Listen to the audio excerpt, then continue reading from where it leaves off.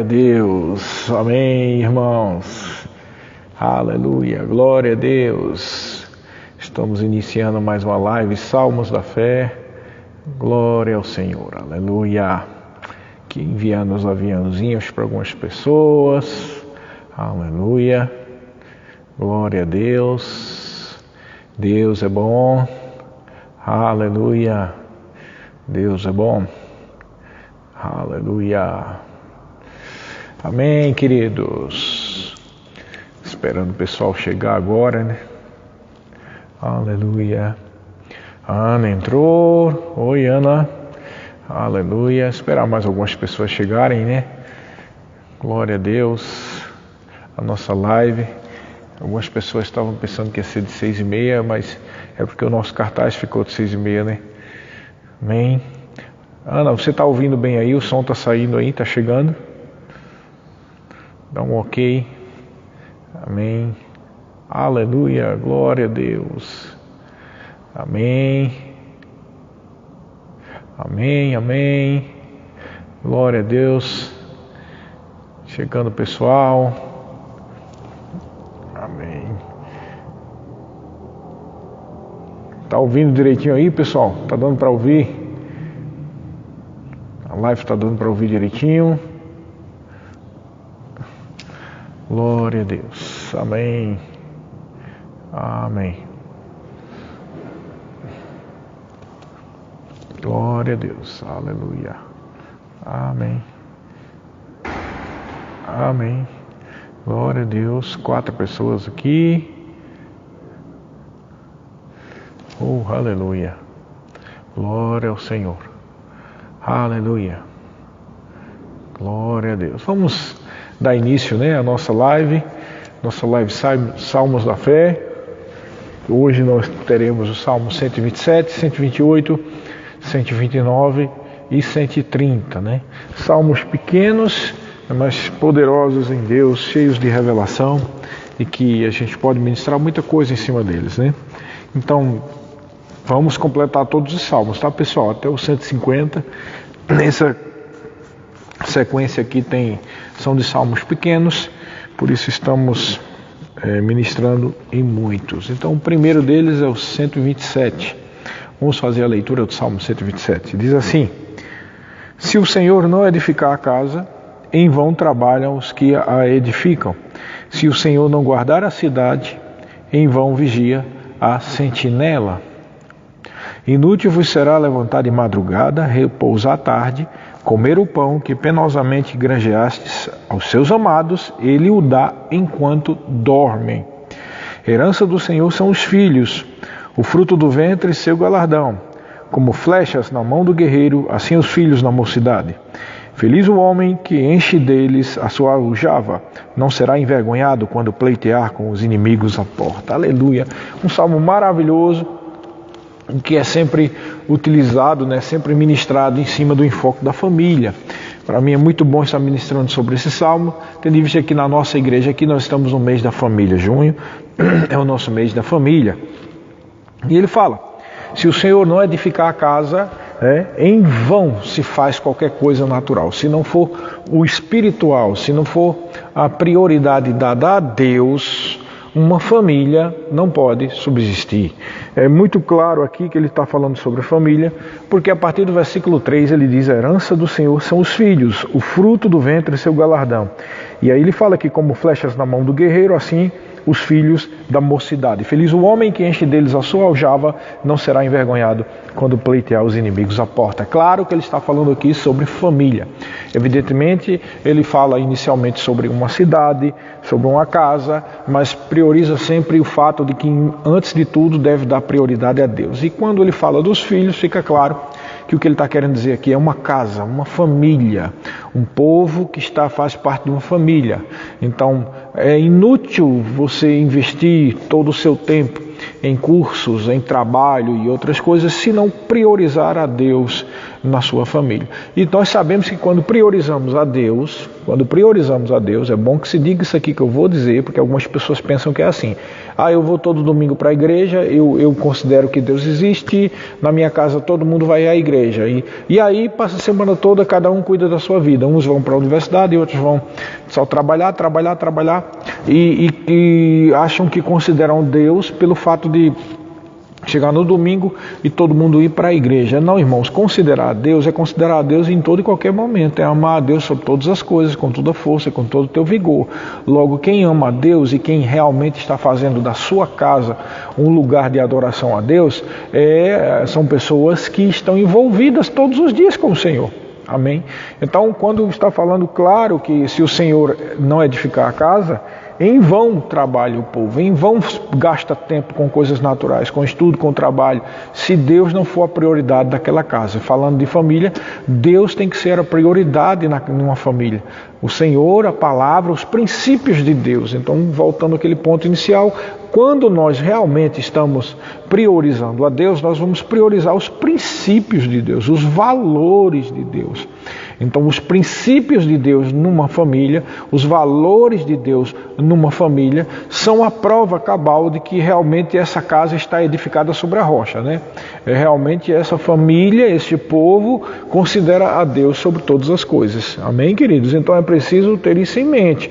Algumas pessoas pensam que, então ligou a chavezinha do sobrenatural no domingo e quando chega na segunda-feira desliga a chavezinha e vou só trabalhar,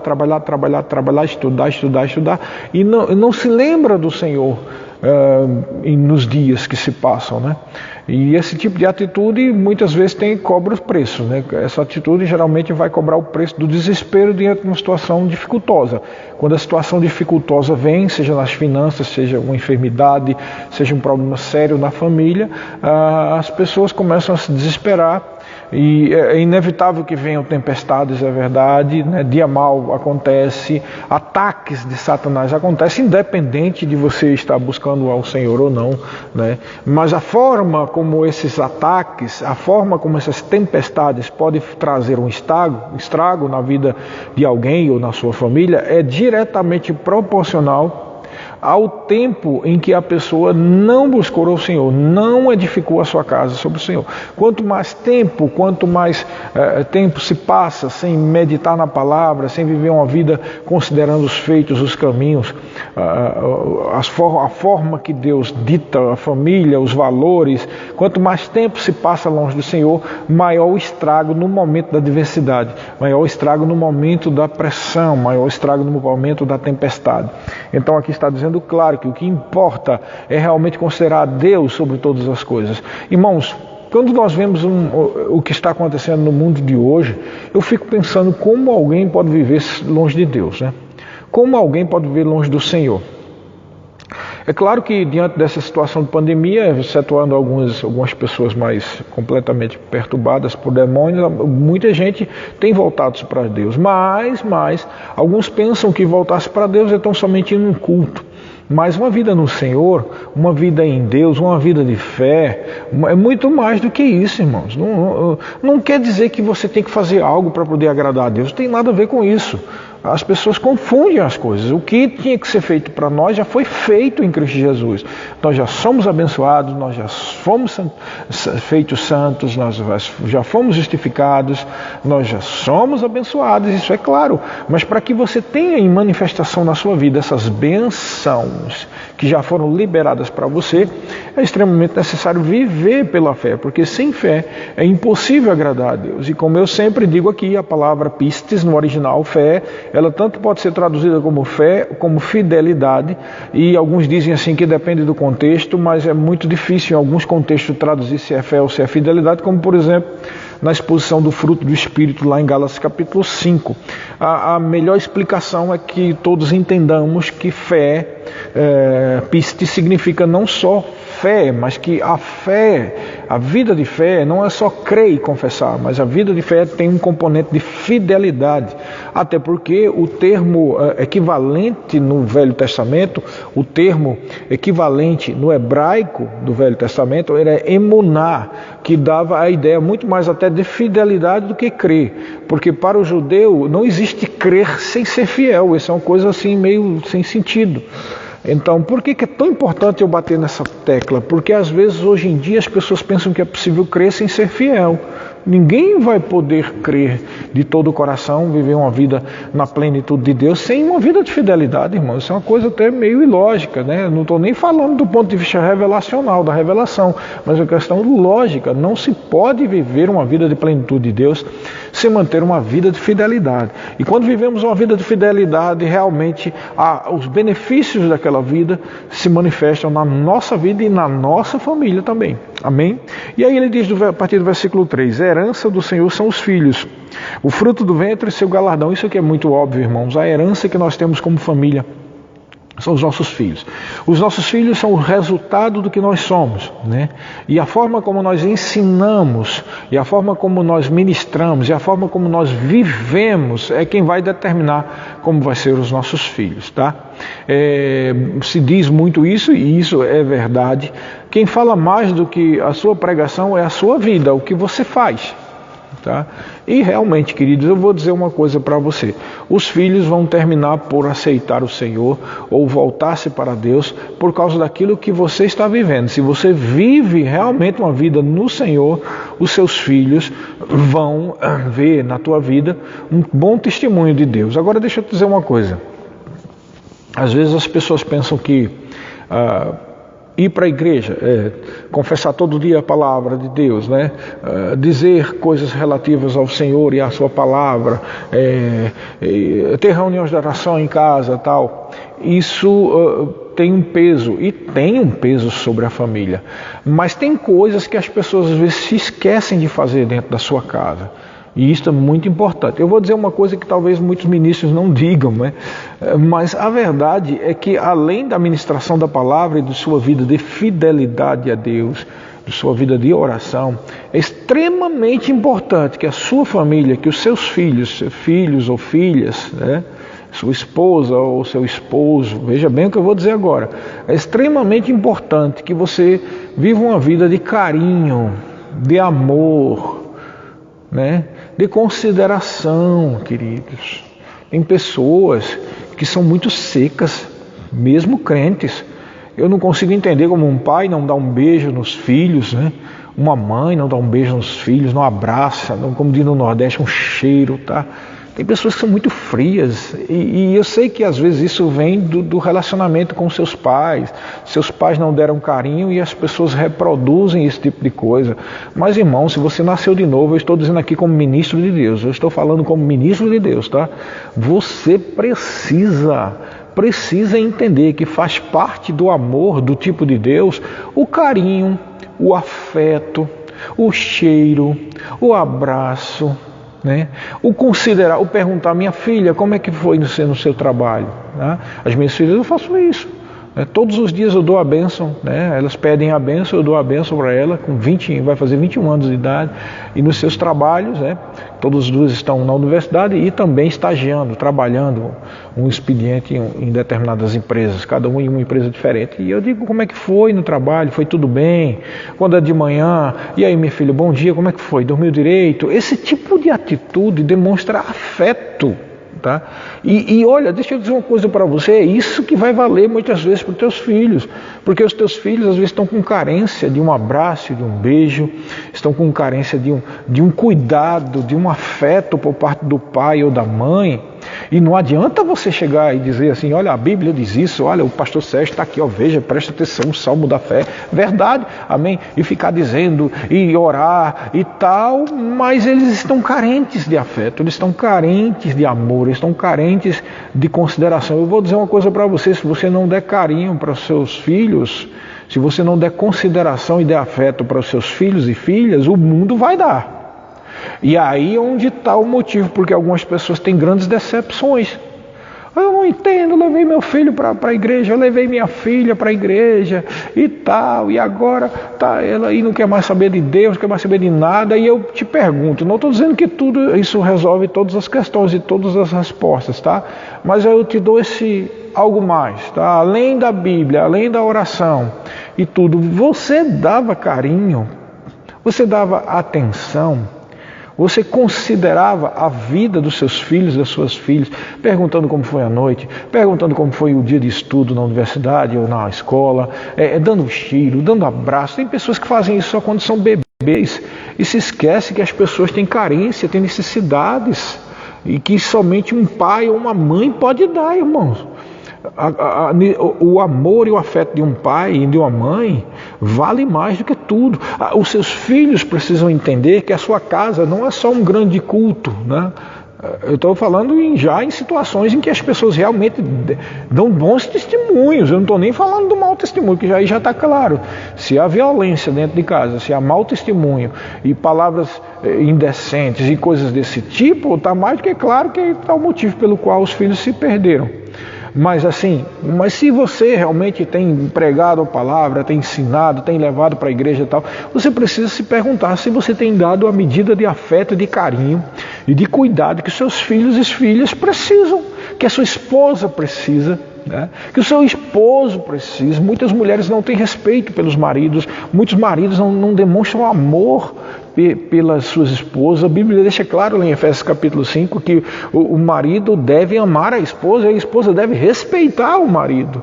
Então, esse tipo de relacionamento, essa retroalimentação de amor, né? Você ama e é amado, você ama e é amado, você cuida e é cuidado, é que faz a casa do homem e da mulher de Deus, essa família ser edificada sobre a rocha, essa ser inabalável. Irmãos, deixa eu dizer uma coisa para você, você não pode perder seus filhos e filhas, você não pode perder sua esposa, seu esposo para o mundo, mas às vezes falta essa atitude de carinho, e às vezes você pode estar pensando, mas pastor, será que eu falhei nisso? Eu não sei, eu nunca tive na minha vida. Irmãos, é tempo de mudar. É tempo de mudar, com a ajuda do Espírito Santo, né? Com o auxílio de um pastor, de uma esposa de pastor da sua cidade. Você pode realmente se alinhar à sua família, realinhar a sua família aos padrões de Deus. Lembre-se, os padrões de Deus não são só sermões e bons exemplos financeiros. É muito mais do que isso, irmão. O padrão de Deus é o mesmo que ele teve quando ele deu Jesus. Ele amou o mundo de tal maneira que deu o seu Filho unigênito para que todo aquele que nele crê não pereça, mas tenha vida eterna. Esse é o padrão de Deus para um pai, esse é um padrão de Deus para uma mãe. Um pai e uma mãe tem que dar-se pelos seus filhos, tá? Em primeiro lugar, dar-se a Deus, em segundo lugar, pelo seu cônjuge, e em terceiro lugar, pelos seus filhos. Também lembre-se disso, você não pode amar mais os seus filhos do que o seu cônjuge, também é uma distorção. É uma distorção do padrão de Deus. O padrão de Deus, a pirâmide de Deus é assim, ó, pirâmide, não estou falando de esoterismo, estou falando no sentido de escala de valores, tá? Em primeiro lugar, Deus sobre todas as coisas. Em segundo lugar, o cônjuge, o marido ou a esposa. Em terceiro lugar, os filhos. Em quarto lugar, ministério, tá? Então, quando a gente fala quarto lugar ministério, a gente está dizendo ministério, está trabalhando na igreja. Eu não estou falando ir para a igreja no primeiro lugar. Buscar a Deus sobre todas as coisas envolve oração, envolve ir para a igreja, envolve meditação diária na palavra e tudo mais. Isso é o primeiro lugar. Logo em segundo lugar é o cônjuge, em terceiro os filhos. E às vezes as pessoas pedem os filhos, que são como flechas na mão, né, do guerreiro, porque falta o carinho, falta a consideração, falta o afeto, né? Eu não vejo qualquer problema de um homem dar beijo dos seus filhos. Beija a cabeça de um, beija a cabeça do outro, abraça, isso é amor, isso é paternidade, né? A mulher é mais fácil, né? Mãe é mais fácil fazer isso, infelizmente, mas nos dias de hoje. Mas eu posso te dizer, na minha casa não existe isso não. A gente ama as meninas de todo o coração, né? E amamos um ao outro. A minha e a Fabiana, nós nos amamos sobre todas as coisas, só não mais que Deus. Amamos Deus em primeiro lugar, depois a nós, eu amo a minha esposa, e em terceiro lugar as minhas filhas, porque a minha casa tem que ser um lugar, um baluarte, uma fortaleza da mensagem de Cristo, não só da Bíblia, mas na nossa prática do dia a dia, irmãos. Como é que eu posso ministrar amor para as pessoas se eu mesmo não dou amor para os meus filhos, né? Algumas pessoas querem, porque tem financeiramente estão bem, quer preencher esse amor comprando coisa, comprando carro para o filho.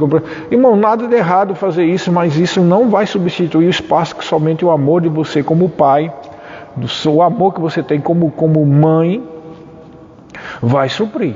Amém, queridos? Então é muito importante você entender isso, que o amor a Deus é em primeiro lugar, o cônjuge em segundo lugar, mas os seus filhos em terceiro lugar, tá bom? E aí, nesse sentido, eles se tornam flechas.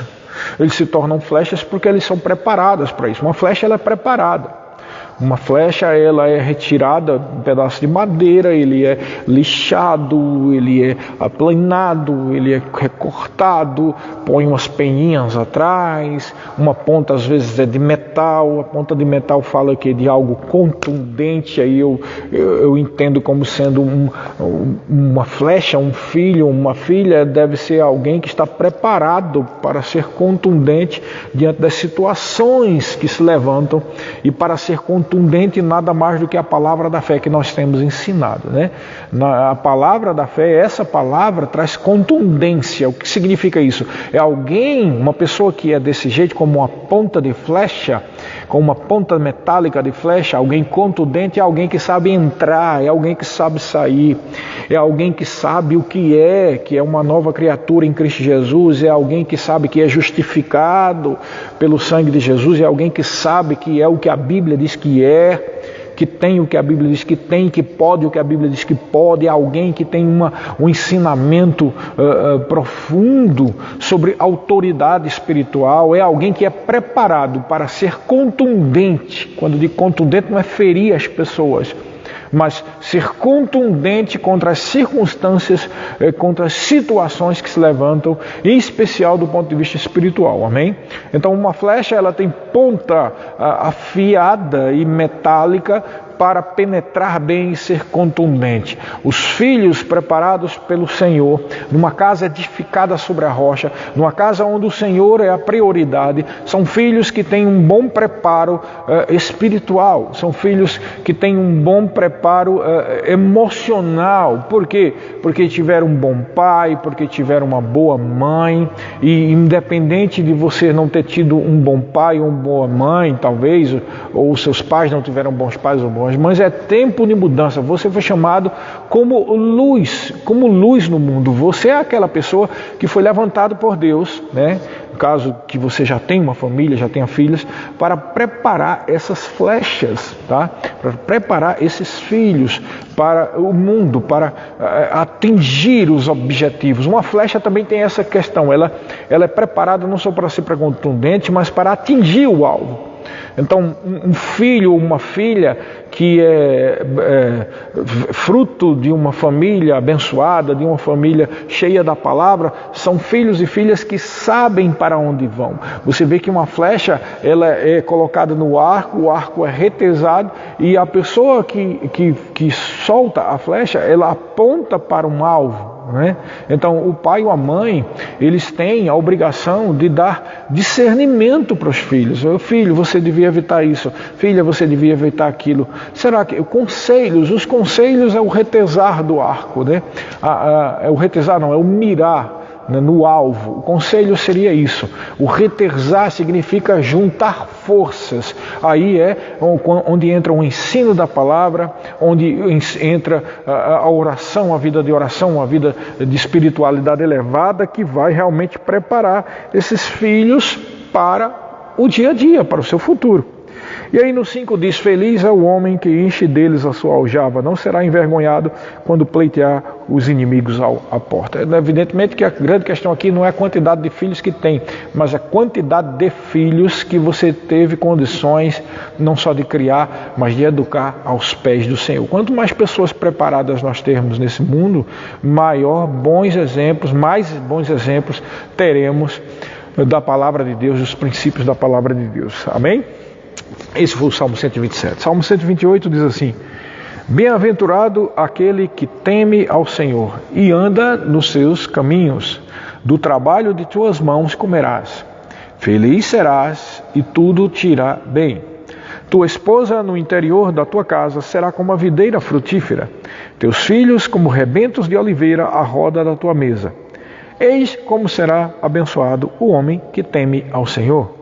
O Senhor te abençoe desde Sião, para que vejas a prosperidade de Jerusalém durante os dias da tua vida, veja os filhos dos teus filhos, paz sobre Israel. Mais um salmo que tem como um pano de fundo, uma revelação na nova aliança sobre a família, porque ele deixa claro, primeiro, o que teme ao Senhor, do seu trabalho vai ter o pão de cada dia. Então a promessa de Deus para a sua família, para você, de que você vai ter provisão e vai ter trabalho, vai ter um bom emprego, vai ter onde trazer a provisão para a sua família. Isso é uma provisão, mas ele diz no 3, o interessante: tua esposa no interior da tua casa será como uma videira frutífera e teus filhos como o rebento da oliveira à roda da tua mesa. É interessante, aqui não está só falando uma promessa de que a esposa seria fértil, ou seja, não seria estéril, tá?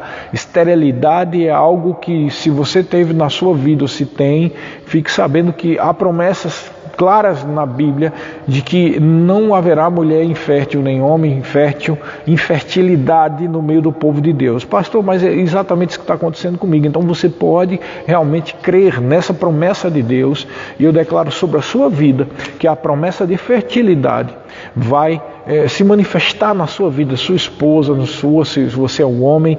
Em nome de Jesus eu declaro que infertilidade não pode prevalecer na sua casa. Amém? Aqui está falando disso, e também está falando não só videira frutífera não só no sentido de fertilidade, mas eu creio que também a mulher, ela foi levantada como alguém que dá muitos frutos, não só no sentido de filhos, mas frutos no sentido de ideias, de ajuda, de coisas que podem auxiliar o homem. A Bíblia diz que a mulher é uma auxiliadora idônea, diz lá em Gênesis. E isso significa que ela tem capacidade de gerar frutos para uma família. Não só filhos, tá? Mas outros tipos de frutos espirituais. Eu entendo que toda sorte de ideias a mulher foi capacitada para trazer. Uma família saudável sempre tem um homem, muitas vezes como provedor, mas também nesses dias de hoje a mulher também está provisionando, amém? Nada contra, mas a capacidade principal dada por Deus para uma mulher foi de ser frutífera. Isso significa que ela também ela tem muitas ideias, ela tem muitos conselhos bons para ajudar, para dar fruto para o homem e para a sua família. Isso é algo maravilhoso. E diz que seus filhos serão como rebentos da oliveira à roda da tua mesa. Então, está claro aqui dizendo que os filhos são o resultado, são a herança, como diz o salmo anterior. São frutos de um relacionamento. Presta atenção, queridos. Você, casal, homem e mulher, vocês têm que ter muito cuidado com o casamento de vocês, tá? Vocês são os guardas da sua família, tá? E você precisa entender que quando um casal não vai bem, quando o marido não vai bem com a esposa não vai bem com o marido, isso traz uma influência espiritual negativa para dentro da família, abre a brecha para demônios. Isso pode prejudicar não só a criação dos filhos, mas também a vida financeira, o clima espiritual dentro de uma casa, o clima emocional, e os responsáveis para manter essa guarda, essa proteção, para que haja sempre esse clima maravilhoso de bênção, como rebentos os filhos à roda da mesa, é o pai e a mãe, o homem e a mulher, tá? Que coisa linda, uma família com todos na mesa, jantando, almoçando. Isso é o resultado de um clima espiritual saudável. Então algumas pessoas pensam que é assim, eu vou para a igreja, você vai para a igreja e nós vamos para a igreja e tal, mas em casa vive brigando, né? Isso não só traz um mau testemunho para os filhos, mas também cria um clima ruim dentro de casa. Que tristeza é uma família onde as pessoas preferem estar no trabalho, passar o dia inteiro no trabalho, ou o dia inteiro na universidade, ou o dia inteiro na rua, do que em casa. A sua casa, queridos, a sua casa deve ser o melhor ambiente onde você quer ficar. É um ambiente mais saudável espiritualmente, é um ambiente mais saudável emocionalmente. Lembra do que eu disse agora, é extremamente importante que o pai e a mãe mantenham um clima de carinho, de ternura, de cuidado dentro de casa. E não só pregando a palavra, não só dando bom testemunho, mas trazendo um ambiente de carinho, de ternura para os seus filhos, ok, queridos? Então, esse ambiente de ternura também, olha que coisa tremenda, irmão, presta atenção, olha bem isso. Você já teve a experiência de tentar falar para Jesus para uma pessoa, e as pessoas não querem saber de Jesus, não querem saber do Senhor, não querem saber da palavra, mas você já teve a experiência, eu já tive, eu sei que muitos de vocês tiveram, de falar com uma pessoa, depois de ter dado um elogio, ou depois de ter presenteado a pessoa, ou de ter chegado perto da pessoa, procurado saber como a pessoa estava, ou seja, ter dado alguma demonstração de cuidado, de afeto. Você já viu como isso abre as portas para se evangelizar? Sabe por quê, querido?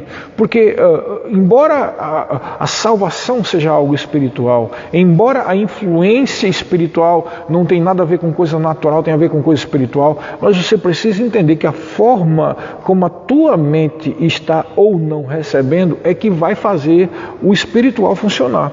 Não é porque o espiritual funciona pela mente, não é não.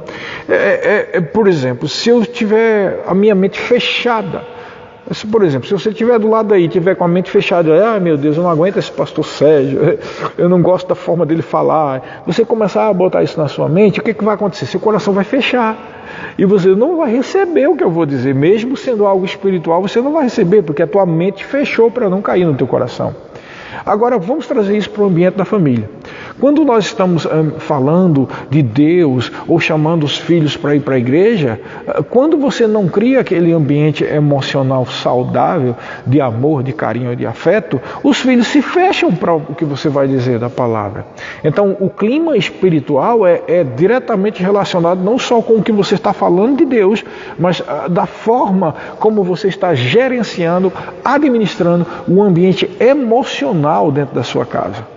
Quando você cria um ambiente saudável, emocionalmente saudável, um ambiente de carinho, de afeto e de ternura, fica fácil você ministrar a palavra, fica fácil você chamar seus filhos para a igreja, fica fácil você falar algo de Deus e os seus filhos ouvirem, realmente papai está falando uma coisa de Deus, ou mamãe está falando uma coisa de Deus, né? Então a coisa abre, e aí as pessoas pensam que tem a ver com o temperamento. O temperamento complica mais. Quando a pessoa o filho tem um temperamento difícil, fica mais complicado. Mas eu te digo, irmão, não tem temperamento, por mais difícil que seja, que suporte o carinho, o amor, o cuidado, né? a devoção que você tem pelo seu familiar. E quando isso vem encharcado com o óleo do Espírito Santo, quebra tudo, irmãos. O diabo não consegue destruir uma família nessas condições. O diabo trabalha muito com falta de comunicação. Essa é uma arma tremenda para ele, né? A comunicação que o diabo usa é a difamação. Na verdade, isso é o nome. Diabolo significa o acusador. Toda forma de acusação com relação ao alheio, às pessoas, é uma obra de Satanás. É a comunicação que ele usa. Mas quando nós abrimos os canais de comunicação com relação ao marido, esposa, marido, e pai e mãe com os filhos e filhos com os pais, esses canais abertos, irmãos, facilitam e derrubam qualquer tentativa de Satanás de trazer dificuldade dentro da família. Amém? Então é muito importante a gente entender de que nós somos os guardiões da nossa casa, nós devemos proteger a nossa família.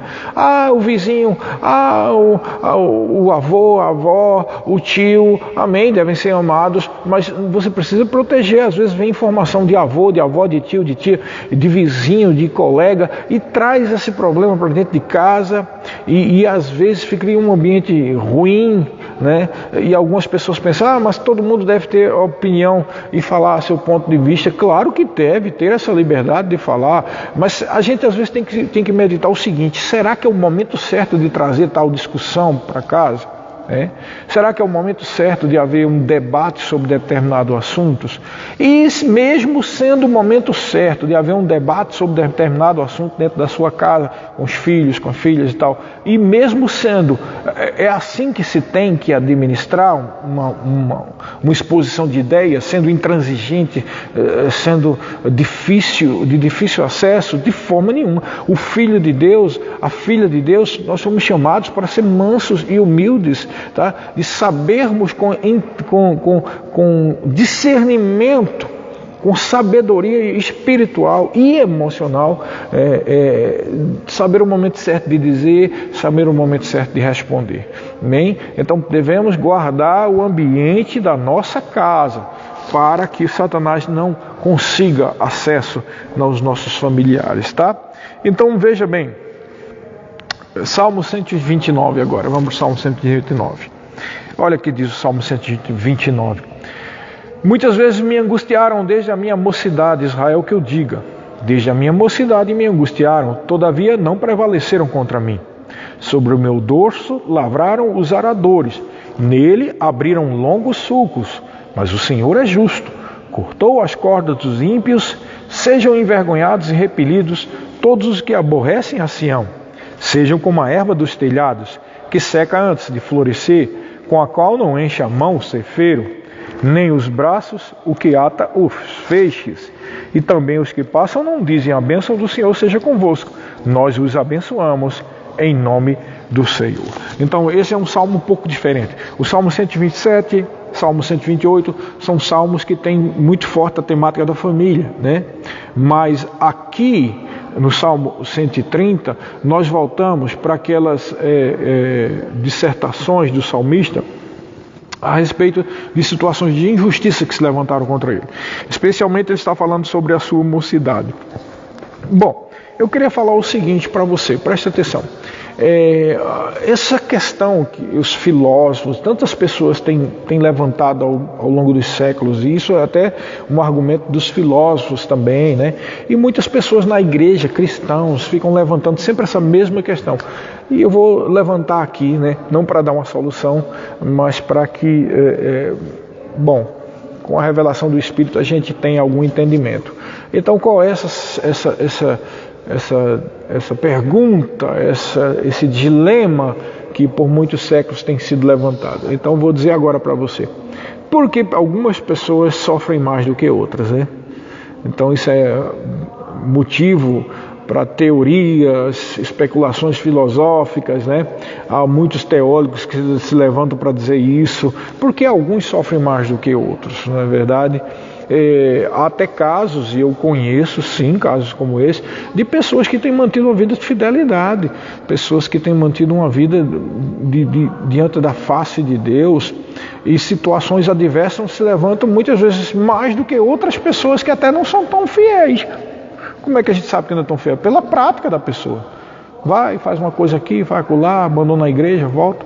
E tem outros que estão firmes e as coisas ficam difíceis. Por que será, hein?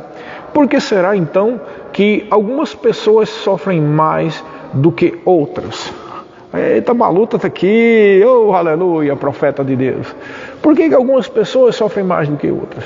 Irmãos, eu posso dizer com toda certeza para você, isso aí já é certo. Toda obra má não vem de Deus.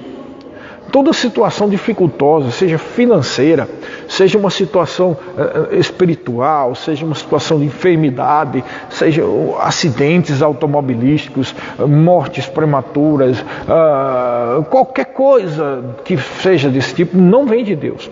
Deus é bom. A Bíblia deixa claro que o ladrão vem para matar, roubar e destruir. Lá em João 10,10, Jesus disse isso, mas ele disse: eu vim para que tenhas vida e vida em abundância.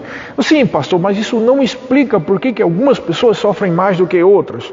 Porque é fácil a gente entender quando alguém que é infiel a Deus está sofrendo. Mas quando alguém é fiel e está sofrendo, ou quando alguém é infiel e não está sofrendo, o que é que explica isso? Querido, eu vou dizer uma coisa para você, que eu aprendi e eu vi isso claramente acontecer. Trazendo a menção aqui desse Salmo 130, quando o salmista diz: muitas vezes me afligiu, né? Diz aqui, 129, muitas vezes me angustiaram desde a minha mocidade, Israel, que eu diga, mas por que angustiavam a Davi? Você já parou para pensar? Por que angustiavam Davi? Ora, irmãos, está muito claro que não era porque Davi estava plantando coisas ruins e colhendo coisas ruins. Não era uma colheita de uma semeadura. Presta bem atenção, nem tudo que acontece de ruim na vida de um crente tem a ver com algo que semeou no passado. Algumas coisas sim, algumas coisas são colheitas de semeaduras, né? Algumas coisas são isso, algumas coisas são porque a pessoa está vivendo em pecado e o pecado abre a porta para que o maligno atinja. Mas é preciso entender, olha, veja bem, mesmo sendo um texto da velha aliança, Davi estava sofrendo desde a sua mocidade, porque havia um projeto de Deus na vida de Davi. Davi foi levantado e ungido como rei Israel. Foi alguém que foi colocado uma autoridade sobre ele. E você acha que o diabo vai estar tranquilo quando alguém nasce de novo? Você acha que o diabo vai gostar de você estar indo para a igreja, de você estar orando todos os dias, de você estar meditando na palavra? Você acha que o diabo vai gostar disso? Você acha que ele, como sendo o autor do mal, da doença, de tudo que não presta, ele não vai tentar investir, trazer essas coisas, trazer difamação, trazer perseguição para a vida de um cristão, de uma cristã? Irmãos, é claro que ele vai fazer isso. Então, às vezes, as pessoas estão passando por situações difíceis, não é só porque semearam coisas ruins, não é só porque estão vivendo em pecado, mas às vezes é porque o diabo está muito preocupado, melhor dizendo, está muito preocupado com um tipo de unção, com um tipo de chamado, com um tipo de autoridade que Deus está dando àquela pessoa para determinada chamada, determinada obra. Eu sei disso, eu já vi pessoas sofrerem muito e tudo que fazia dava errado e abria um negócio, o negócio falia e tal, e muitas vezes isso era porque a pessoa tinha um chamado. Às vezes, não é porque, veja bem, chamado, vou explicar bem, não é porque estava sofrendo, porque estava desobedecendo. Às vezes é porque a pessoa não entendeu ainda que só vai ser plenamente satisfeita, vai estar na plenitude de um ofício, vai estar na plenitude do poder da unção de Deus, quando assumir aquele chamado, quando de uma vez por todas decidir obedecer o que Deus está fazendo. A sua proteção, irmãos, não só está no fato de que vocês tenham uma boa consciência de quem você é e da autoridade que há com você, mas a sua proteção está no fato de você ser obediente. Lá naquele episódio de Saul e Samuel, né, quando Saul fez o sacrifício sem a ordem de Samuel, e quando Samuel chegou e disse: o que é isso que eu estou ouvindo? Não, eu vi que o povo estava me apertando, e aí nós oferecemos sacrifício, está aqui. E o que Samuel disse para Saul? Disse assim: tem o Senhor tanto prazer em sacrifícios e ofertas quanto ao fato de se obedecer à sua palavra? Eis que a obstinação é como pecado de feitiçaria. Obstinação. Às vezes as pessoas estão sofrendo porque são obstinadas no seu próprio pensamento, obstinadas naquilo que quer fazer. Há até casos de ministros que foram chamados como profetas e querem ser pastores. Eles estão obstinados naquilo que não tem chamado para ser. Há casos de pessoas que são pastores, que são profetas e querem ser só mestres, e assim por diante. Eu estou falando sobre o chamado ministerial, mas há muitas áreas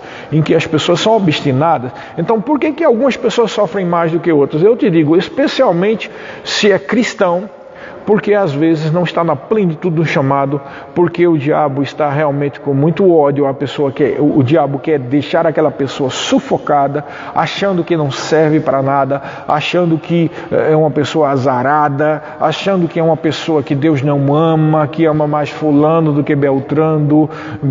Eu quero dizer uma coisa para você, presta bem atenção, presta atenção no que eu vou dizer. Preste muita atenção no que eu vou dizer. Às vezes você precisa entender esse ponto.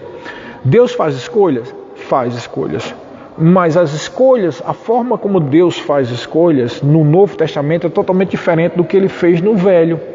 No Velho Testamento ele fazia escolhas de pessoas, né? E pronto, ali estava escolhido. Ele escolheu Davi, não escolheu, escolheu Jacó, mas não escolheu Esaú. Porque eles não eram filhos de Deus, então a atitude deles ali era demonstrar de onde ia aquela escolha. Mas no Novo Testamento, você precisa entender que todos nós fomos escolhidos em Cristo. E o sofrimento que nós passamos não advém tanto pelo fato de alguém ter sido escolhido para uma coisa ou ter sido escolhido para outra, mas o fato de que essa pessoa que está sofrendo não tem ainda conhecimento de qual é a posição, de qual é o seu chamado, de qual é o propósito que foi escolhido, qual foi a missão que Deus te deu. Irmãos, todos nós aqui nessa terra, que nascemos de novo, que somos filhos de Deus, todos nós temos uma missão, temos um chamado diante do Senhor. Quando eu falo chamado, não estou falando só sobre os 5 dons ministeriais. Nós somos chamados Ministério de Socorros. E os chamados existem para variadas coisas. Algumas pessoas foram chamadas para abrir um orfanato. Um orfanato cristão. Algumas pessoas foram chamadas para abrir um centro de recuperação, outros foram chamados para ser uma grande bênção em tal área, na área da medicina, na área da política. Todos nós temos missões e muitas vezes nós sofremos e somos angustiados e problemas acontecem na nossa vida e sentimos como que inúteis porque não assumimos ainda e não descobrimos qual é o nosso chamado, não descobrimos ainda qual é a nossa grande missão, quais são as missões que Deus nos chamou. Quando nós assumimos essas missões, quando nós assumimos esses chamados, irmão, de uma vez por todas, a graça que Deus dá junto com esse chamado, o dom que Deus dá, faz você fluir nisso que Deus tem te chamado. E fluindo, as coisas começam a dar certo. E eu estou falando coisas em todos os sentidos, financeiramente, emocionalmente, a sensação de estar sendo útil, coisas relacionadas com a sua psique, né? A sensação de utilidade, a sensação de estar sendo obediente a Deus, faz essa coisa toda se fluir. Amém, queridos? Então, muitas vezes nós sofremos porque não estamos na plenitude daquilo que Deus quer. Tá? E eu te digo, o conhecimento de causa. Quando nós não encontramos ainda e não assumimos uma posição em Deus, irmãos, o diabo vai massacrar, tá? Ele vai levantar difamação, ele vai levantar disse-me-disse, confusão, problemas de falta de comunicação, ele vai levantar situações de enfermidade, vai levantar situações financeiras, dificultosas, tudo fecha. E você, se não tiver esse discernimento que eu estou te passando aqui agora, se não analisar as coisas dessa forma, você corre o risco de pensar que você é um esquecido, que você é uma esquecida, que Deus não te ama, que a tua vida é inútil, ou que você é um incapaz ou um incapaz, né? Ou como eu pensava, muitas vezes eu pensava que eu era um burro, uma pessoa desprovida de inteligência, porque as coisas simplesmente não funcionavam na minha vida, né? Então eu pensava, ou era uma pessoa incapaz mentalmente, era assim que eu pensava, ou realmente eu era incapaz de administrar situações da minha vida, e é por isso que as situações não fluíam. De certa forma havia uma verdade nisso, eu era incapaz de administrar porque me faltava o discernimento disso, sabe? Às vezes nós passamos muito tempo na nossa vida correndo atrás do que o mundo pede, correndo atrás do que a sociedade pede, correndo atrás do que os outros esperam de você. E quando eu estou falando sobre isso, eu não estou falando só sobre o mundo lá fora. Dentro da igreja, irmãos nossos às vezes esperam que você seja algo, Isso, mesmo que não diga, isso cobra de você. E se você não tiver bem consciência de quem você é, de qual é o seu chamado, de qual é a sua missão, de qual é o dom que Deus derramou sobre a sua vida, você fica perdido. As coisas não funcionam, porque um pensa que você é uma coisa, que outros esperam que você faça outra. Mas a grande questão é, o que Deus espera de nós? O que Deus espera de você?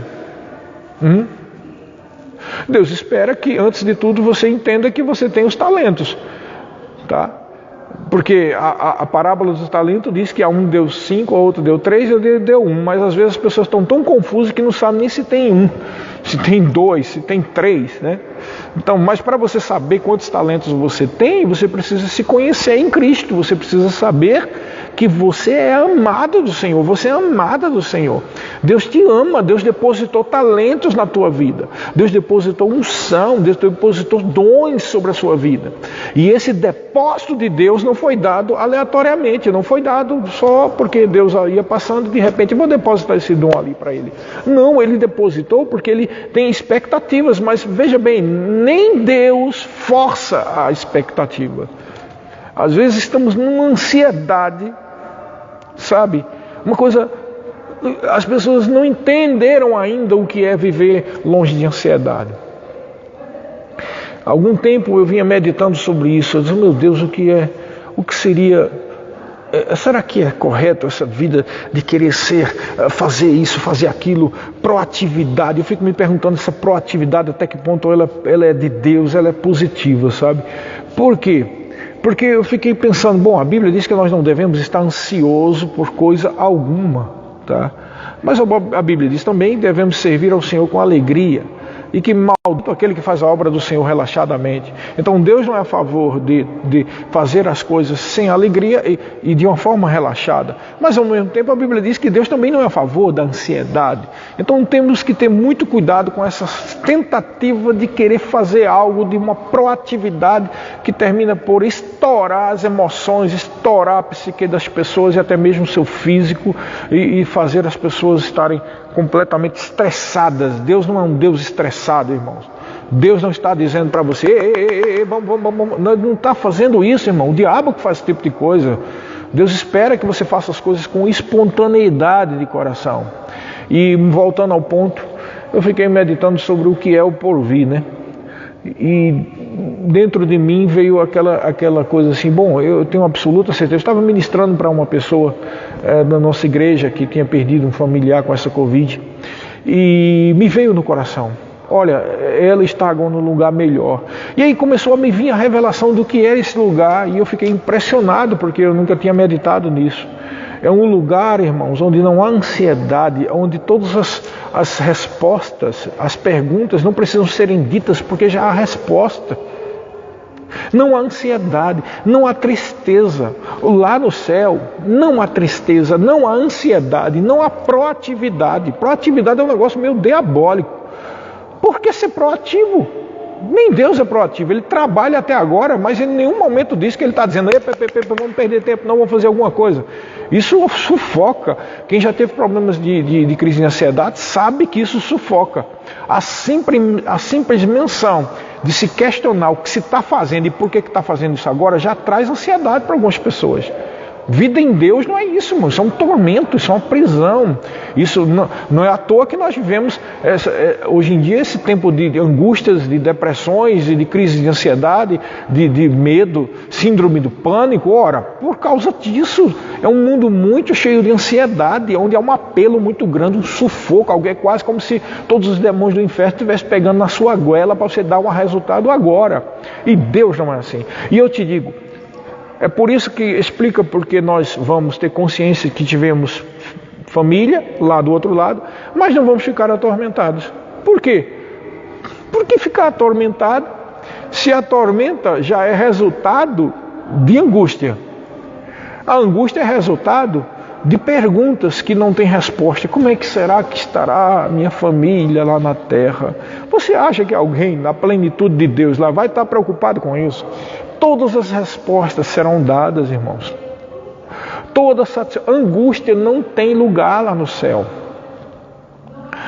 E eu estou dizendo isso porque me veio esse monte de coisa, é realmente angústia e viver ansioso é algo que é o contrário de Deus. E eu vi um dia desse um testemunho de uma pastora que tinha morrido e depois retornou à vida, e ela diz naquele testemunho que enquanto ela ia chegando nos céus, toda a angústia foi desaparecendo, todas as respostas eram dadas e a pessoa nem sequer estava preocupada com a família em casa. E por que isso me veio enquanto eu estava ministrando para alguém? Porque às vezes as pessoas ficam se perguntando, por exemplo, a nossa oração não foi respondida. Irmãos, você já parou para pensar que talvez essa pessoa já tenha visto Jesus, tenha visto um anjo, tenha chegado aos portais da glória e diante de tanto prazer e de alegria, você acha que ela vai estar preocupada de voltar para cá? Irmãos, vai querer ficar lá. É incomparavelmente melhor estar na glória, irmãos. Amém? Você está entendendo? É incomparavelmente melhor estar na glória. Então, eu estou trazendo isso para você entender que viver um mundo de angústia, de ansiedade, de tristeza, de depressão, é o contrário do reino de Deus. É o contrário de viver pela fé. Irmãos, a Bíblia diz naquela oração do Pai Nosso: seja feita a tua vontade aqui na terra como ela é feita nos céus. Aqui na terra, irmãos, deve ser feita através de nós que somos filhos de Deus, a manifestação da perfeita vontade de Deus, que envolve paz, tranquilidade, fé. Amém, queridos? Vivendo uma vida plenamente consciente de quem você é. Então, você vivendo dessa forma, consciente de quem você é, o maligno vai perder a força das angústias que tem trazido sobre a sua vida. Amém? Então vamos voltar aqui para o versículo 5 do Salmo 100, o versículo 5 do Salmo 129, isso mesmo. Diz assim: sejam envergonhados e repelidos todos os que aborrecem a Sião, sejam como a erva dos telhados que seca antes de florescer, com a qual não enche a mão o ceifeiro, nem os braços o que ata os feixes. Agora presta atenção nesse último versículo, ele diz assim, olha só: e também os que passam não dizem, a bênção do Senhor seja convosco. Nós vos abençoamos em nome do Senhor. O que está falando? Embora que pessoas não temam a Deus, pessoas não estão nem aí de abençoar os outros, de cuidar da vida dos outros, nós vivemos um mundo egoísta, um mundo individualista, mas o nosso papel é abençoar. O nosso papel é declarar bênção sobre a vida das pessoas, mesmo que alguns não vão receber bênção porque nem consideram o Senhor nas suas vidas. Mas o simples fato de você declarar uma palavra de bênção já demonstra que tipo de pessoa você é. Amém? Você já criou um clima benéfico para o evangelismo. Você já cria um clima benéfico para a aceitação da obra de Cristo na vida de alguém. Quando nós chegamos para um lugar, mesmo que seja um lugar que não tema a Deus, você vai entrar num ambiente de trabalho onde as pessoas não nasceram de novo e diz: que aqui seja um bom dia de trabalho, sejam abençoados em nome de Jesus. Mesmo que alguém diga: que tolice Jesus, esse negócio não mas alguém vai dizer: mas peraí, que mal há o homem, aquela mulher, e aquele homem chegou aqui e disse que tem um dia abençoado, olha que coisa linda. Você vai demonstrar o bom perfume de Cristo para essas pessoas. Isso tudo mostra a importância de criar um ambiente não só espiritual, mas um ambiente emocionalmente saudável. Tá, pessoal? Estamos batendo bem nessa tecla, não só na família, não só na criação dos filhos, na igreja, no ambiente de trabalho, um ambiente emocionalmente saudável. Amém? Então, de vez em quando eu ouço coisas boas a respeito das minhas filhas, porque elas chegam e fazem o bem para outras pessoas. Isso porque a gente criou esse ambiente dentro de casa. Nesses dias, Thalita estava falando que uma mulher na rua disse que ela era um anjo enviado por Deus. Agora veja só, por quê? Porque a mulher vinha pegando umas sacolas e caiu a sacola lá, e aí Thalita foi ajudar, e Thalita começou a falar com essa mulher e descobriu que a mulher tinha acabado de fazer hemodiálise. E aí Thalita disse: mas minha senhora, a senhora fez uma hemodiálise e está andando com esses pacotes. Aí pegou todos aqueles pacotes: não, vamos levar na sua casa. Onde é que a senhora mora? Mora ali, tal quadra. E aí Thalita levou, chegou lá, e a mulher foi dizendo que era um anjo que tinha sido enviado. Irmãos, quantas quantas portas não podem ser abertas na vida das pessoas para se pregar o Evangelho, para se ensinar a palavra de Deus, quando nós criamos esses ambientes saudáveis, hein? Não é verdade? É claro que há coisas que somente o Espírito de Deus é. Quem convence o homem do pecado, da justiça e do juízo é o Espírito de Deus, com certeza. Mas você sabe claramente que quando alguém já não quer receber nada de você, quando alguém está fechado para você, vai ser difícil sequer dar ouvidos ao que você está pregando, ao que você está falando. Então, vamos praticar a palavra de Deus, irmãos. Vamos andar em mansidão. Vamos andar sendo luz no mundo, sendo aqueles que estão pregando o Evangelho. Evidentemente vai ter sempre aqueles fariseus, aquelas pessoas que, como foi com Jesus, vai ser contra vocês. Você não pode agradar a todo mundo, mas no que depender de vós, façam sempre o bem. Amém? No que depender de vós, faça sempre o bem. Quando nós fazemos o bem, nós abrimos a porta para o Evangelho de Cristo, para a vida de outras pessoas. Glória a Deus. Agora vamos para o último salmo de hoje, o Salmo 130, que diz assim: das profundezas clamo a ti, Senhor, escuta, Senhor, a minha voz, estejam alertas os teus ouvidos às minhas súplicas. Se observares, Senhor, iniquidades, quem, Senhor, subsistirá? Contigo, porém, está o perdão, para que te temam. Aguardo o Senhor, a minha alma o aguarda, eu espero na tua palavra. A minha alma anseia pelo Senhor, mais do que os guardas pelo romper da manhã, mais do que os guardas pelo romper da manhã. Espere Israel no Senhor, pois no Senhor há misericórdia, nele copiosa redenção. É Ele quem redime a Israel de todas as suas iniquidades. Glória a Deus. Espera no Senhor. Amém. Eu sei que há um poder muito grande na confissão da palavra. No fato de que você tem a revelação de quem você é em Cristo, no fato de que você tem revelação do que você pode, do que você tem e do que você é.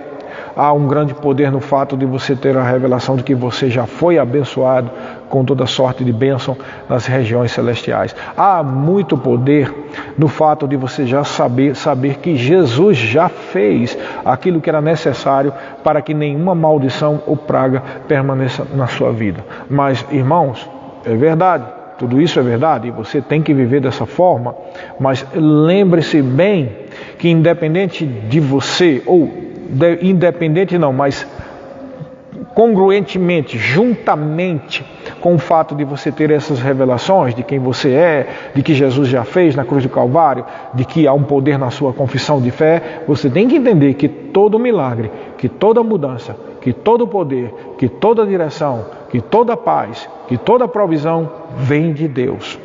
Vem de Deus. Toda cura vem de Deus.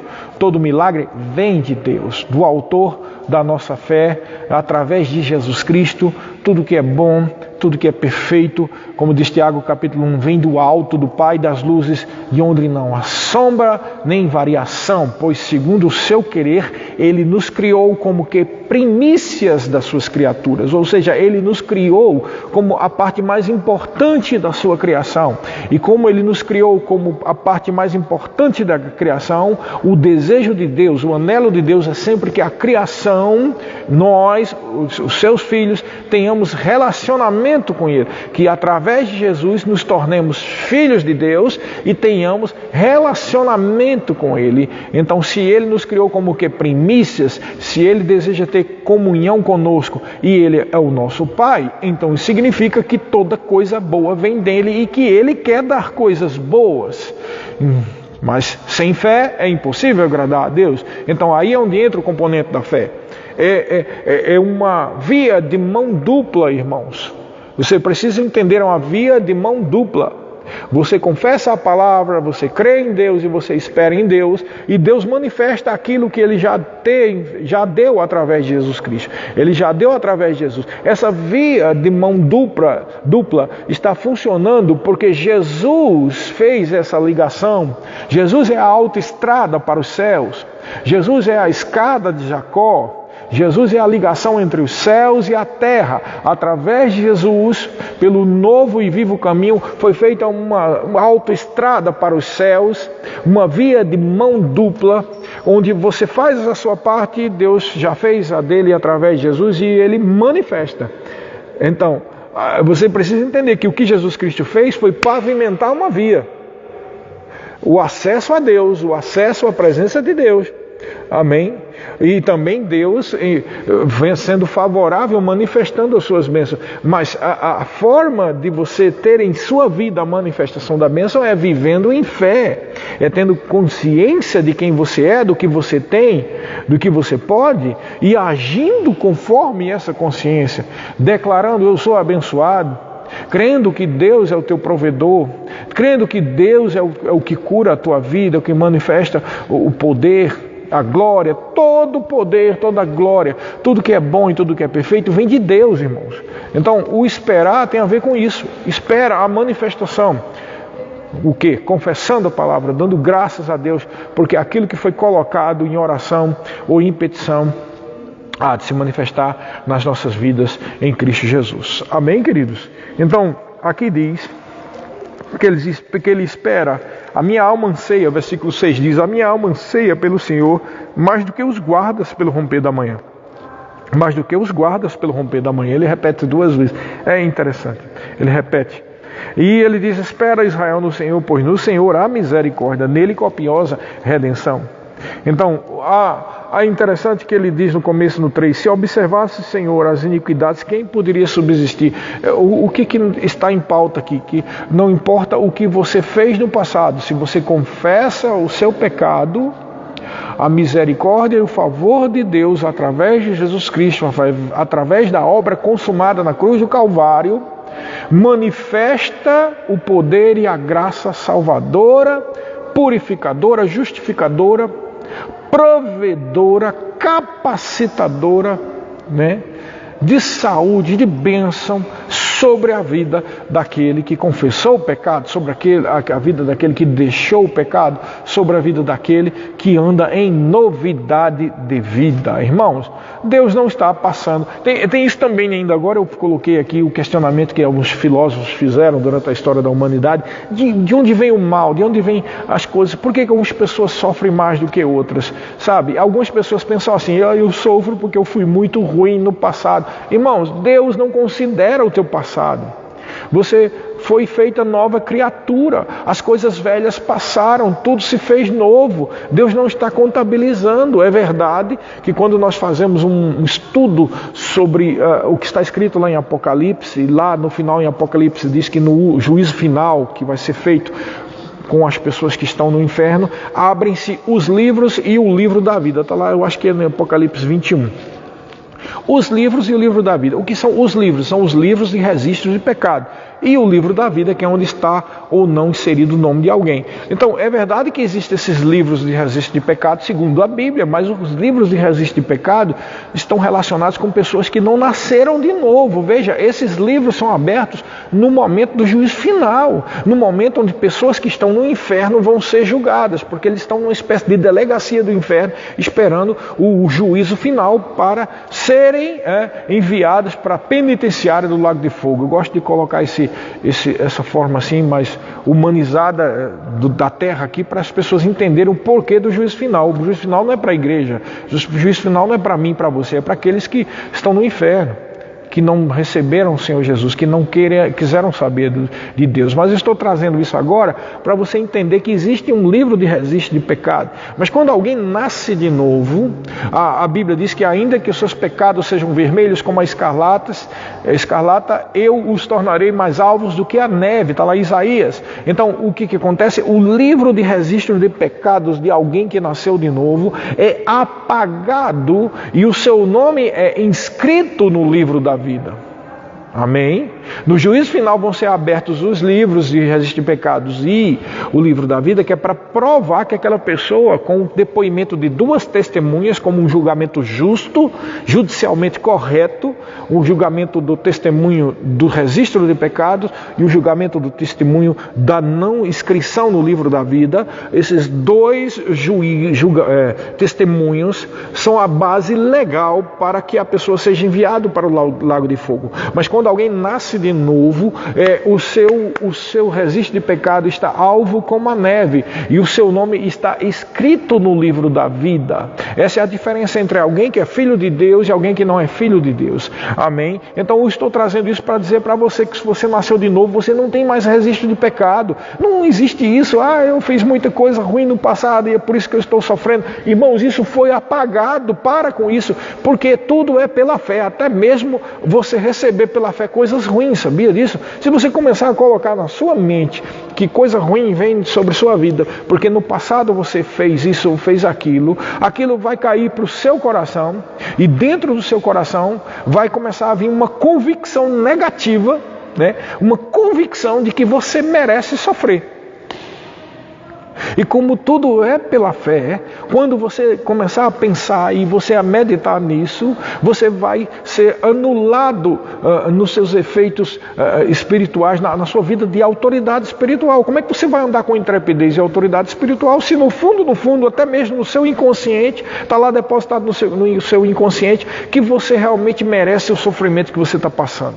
Se você ficar pensando uma coisa como essa, dificilmente a fé vai operar. A fé vai estar bloqueada. Veja que a fé é do coração, mas há um bloqueio no coração quando nós estamos pensando de uma forma errada. Isso é o que precisa ser resolvido no processo de metanoia. Já disse aqui várias vezes, vou dizer de novo. Metanoia é uma palavra do grego que foi traduzida como arrependimento, mas eu acredito que essa não é a melhor tradução. Se nós fôssemos traduzir metanoia, ela deveria ter uma série de palavras para expressar uma frase. Essa que é a verdade. Porque metanoia é um processo de reconhecimento de um erro, com a sua consequente confissão deste pecado e a decisão de fazer por onde não praticar de novo. Amém? Isso é uma forma geral, uma metanoia. A metanoia é um arrependimento por algo que você ficou convicto que fez de errado e que a partir de agora você decide mudar. Isso é importante porque há pessoas que se arrependem e choram. Ai, Jesus, eu fiz isso, me perdoa. Quando é amanhã, comete de novo. Por que cometeu de novo? Porque não é um processo de metanoia, não é um verdadeiro arrependimento. É um arrependimento, só o reconhecimento de que errou. E a tristeza porque errou. Metanoia envolve o arrependimento porque errou, a tristeza porque errou e uma tomada de decisão. Tá? Então, quando nós tomamos a decisão, nós entramos no processo de metanoia, que é a renovação da mente, a metamorfose. Renovação da mente não é só você pensando que você é curado e que Jesus já pagou o preço pela sua cura, isso é verdade, mas renovação da mente envolve outras coisas. Como, por exemplo, aquilo que Paulo diz lá, eu acho que é 2 Coríntios 10, e ele diz: as armas da nossa milícia não são carnais, mas são poderosas em Deus para destruição de fortalezas, anulando nós os sofismas e contra todo conhecimento que se levante contra o conhecimento de Deus. Veja, as armas, plural, as armas. Quais são as armas? É a palavra e o Espírito. O que é uma fortaleza? Uma fortaleza é esse tipo de coisa que fica, por exemplo, quando você pensa: eu mereço que esteja sofrendo. Criou uma fortaleza baseada em quê? Em sofismas. Sofismas são a amálgama, são o cimento que faz a ligação e a construção de uma fortaleza. E o que é um sofisma? É uma mentira tão bem elaborada, cheia de provas e testemunhos, que faz com que você pense que é uma verdade. Então, por exemplo, esse fato que eu disse agora, você sempre não ter conseguido nada antes, tudo que você colocou deu errado, os seus negócios faliram, você não teve sorte nessa área, você não teve sorte naquilo, tudo deu errado. Aí criou um sofisma, o sofisma de que você realmente merece, talvez porque fez algo no passado, ou o sofisma de que talvez realmente você não foi escolhido por Deus, ou o sofisma de que realmente Deus faz escolhas e Deus escolheu o fulano e escolheu o Beltrano e eu sou uma espécie de Esaú que fui rejeitado. E você começa a criar esses sofismas, gera uma fortaleza dentro de você, e é por isso que a vida de muitos crentes não vai para frente. Como é que nós fazemos para destruição das fortalezas? Como Paulo disse: palavra e espírito. A palavra, a confessão da palavra, não é nada disso, eu não sou azarado, eu não sou um rejeitado, eu não sou uma rejeitada, eu não sou alguém azarado, eu não mereço ficar sofrendo agora, isso é uma ilusão, Jesus já pagou o preço, tudo foi apagado, eu não estou mais vivendo em pecado, então não existe isso e eu sou abençoado. Então essa palavra, junto com a vida de oração em línguas, junto com a vida espiritual elevada, uma vida de oração, irmãos, a palavra e o espírito faz anular o sofisma, né? O sofisma existe porque ele precisa ser trocado por uma realidade da palavra. Você não é mole, azarado ou coisa desse tipo, você é abençoado, você é abençoada, você é amada de Deus. Isso aí vai anular o sofisma. Anulando o sofisma, aqueles muros não tem mais amálgama, não tem mais cimento para segurar e começa a cair aquelas fortalezas. Isso também está inserido no processo de metanoia. Isso também é a forma de ser metamorfoseado, né? E viver em novidade de vida, irmãos. Você não tem que viver condenado com o passado. Você é abençoado. Você é abençoada. Você é uma filha de Deus. Você é um filho de Deus. Eu declaro em nome de Jesus Cristo que essas palavras que foram ministradas hoje à noite aqui se manifestem na sua vida. De maneira que você entenda isso não só com a mente, mas que isso caia no seu coração, em nome de Jesus, e se torne revelação na sua vida. E nunca mais você seja a mesma pessoa.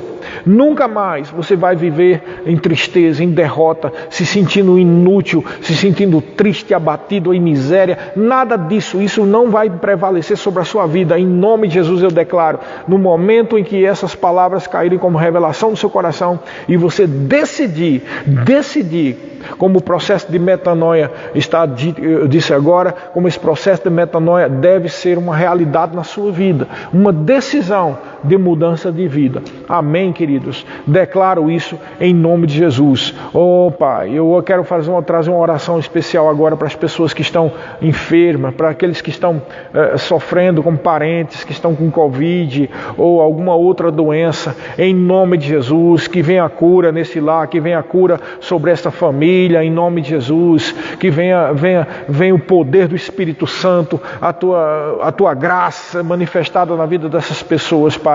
E se tem alguém aqui, em nome de Jesus, que está enfermo, que seja curado em nome de Jesus Cristo, que seja curado em nome de Jesus. Amém, queridos? Eu espero que isso tenha sido uma grande bênção para você e você tenha sido alimentado com essas palavras do Senhor. Amém? Então, na próxima semana nós vamos continuar com os Salmos da Fé. Terminamos hoje com o Salmo 130. A partir da semana que vem, Salmo 131, eu acho que talvez será o 131 e 132, tá bom? Então sejam abençoados, praticando essa palavra em nome de Jesus. Amém.